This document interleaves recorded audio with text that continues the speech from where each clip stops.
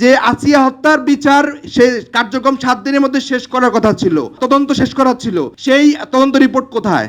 আপনারা যেখানেই পাবেন প্রতিদিন জিজ্ঞেস করবেন প্রয়োজনে সেই আইন উপদেষ্টাকে, সেই প্রধান উপদেষ্টাকে, সেই প্রত্যেকটা মামলার, প্রত্যেকটা এ ধরনের বিচার বৈধ হত্যাকাণ্ডের প্রত্যেকটা জিনিস প্রতি সপ্তাহে আমাদেরকে আপডেট দিতে হবে।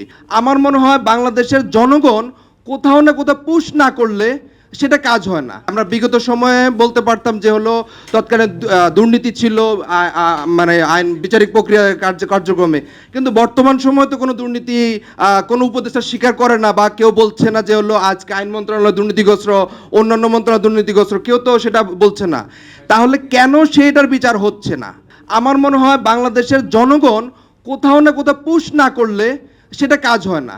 আমি বলি জনগণ, আমি আপনাদেরকে, আমরা সবাই এই যে আইন উপদেষ্টা, তার প্রধান উপদেষ্টা, আমরা আপনাদেরকে নমিনেটেড করেছি, আমরা আপনাদেরকে আস্থা করেছি যে আপনারা আমাদের জন্য কাজ করবেন।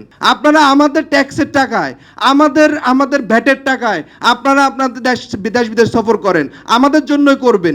কিন্তু আমাদের জন্য কাজ না করে আপনারা কোথা থেকে কি কাজ করেন সেটা জনগণের সামনে ক্লিয়ার করুন। যে আসিয়া হত্যার বিচার সে কার্যক্রম 7 দিনের মধ্যে শেষ করার কথা ছিল, সেই তদন্ত শেষ করা ছিল, সেই তদন্ত রিপোর্ট কোথায়? আমি বাংলাদেশের প্রত্যেকটা মানুষকে, যে প্রত্যেকটা প্রেস মিটে সাংবাদিক ভাইদেরকে জিজ্ঞেস করবো, আপনারা যেখানেই পাবেন প্রতিদিন জিজ্ঞেস করবেন প্রয়োজনে সেই আইন উপদেষ্টাকে, সেই প্রধান উপদেষ্টাকে, সেই প্রত্যেকটা মামলার, প্রত্যেকটা এ ধরনের বিচার বৈধ হত্যাকাণ্ডের প্রত্যেকটা জিনিস প্রতি সপ্তাহে আমাদেরকে আপডেট দিতে হবে। আইন মন্ত্রণালয় থেকে গণবিজ্ঞপ্তি আকারে আপডেট দিতে হবে যে আগামী এই সপ্তাহে এই কার্যক্রম হয়েছে। তাহলে আমরা বুঝবো যে সে বিচার বিভাগের স্বচ্ছতা, বাংলাদেশের প্রত্যেকটা প্রতিষ্ঠানের স্বচ্ছতা নিশ্চিত হবে। কিছুদিন আগে দেখেছি কিছু সুশীল, আমরা তাদেরকে সুশীল হিসাবে চিনি, বড় বড় ডিগ্রিধারী এবং অনেক ভালো ভালো প্রতিষ্ঠান থেকে পড়াশোনা করেছে, তাদের ভাষ্য মতে যে সেনাবাহিনীকে, বিশেষ করে সশস্ত্র বাহিনীকে জনগণের মুখোমুখি দাঁড় করানোর জন্য। আমরা এখানে একটা জিনিস ক্লিয়ার হওয়া প্রয়োজন, সশস্ত্র বাহিনীর কাজ হলো দেশের সার্বভৌমত্ব রক্ষা করা, সার্বভৌমত্ব টিকিয়ে রাখা। সশস্ত্র বাহিনী যদিকে আপনি জনগণের মুখোমুখি দাঁড় করান, সশস্ত্র বাহিনী মুখোমুখি হবে আমার বহিঃশত্রুর জন্য। আমাদের যে শত্রু রাষ্ট্র, যে সকল শত্রু যারা আমাদের, যদিও আমরা মনে করি যে সবাই আমাদের বন্ধু, বাট প্রকৃত শত্রু যারা আমরা, তাদের বিরুদ্ধে কাজ করবে। সেখানে কিছু সুশীল বাহির থেকে বড় বড় ডিগ্রি নিয়ে আসে, বড় বড় কথা বলে এবং ক্যান্টনমেন্টকে উল্লেখ করে অনেক কথা বলে।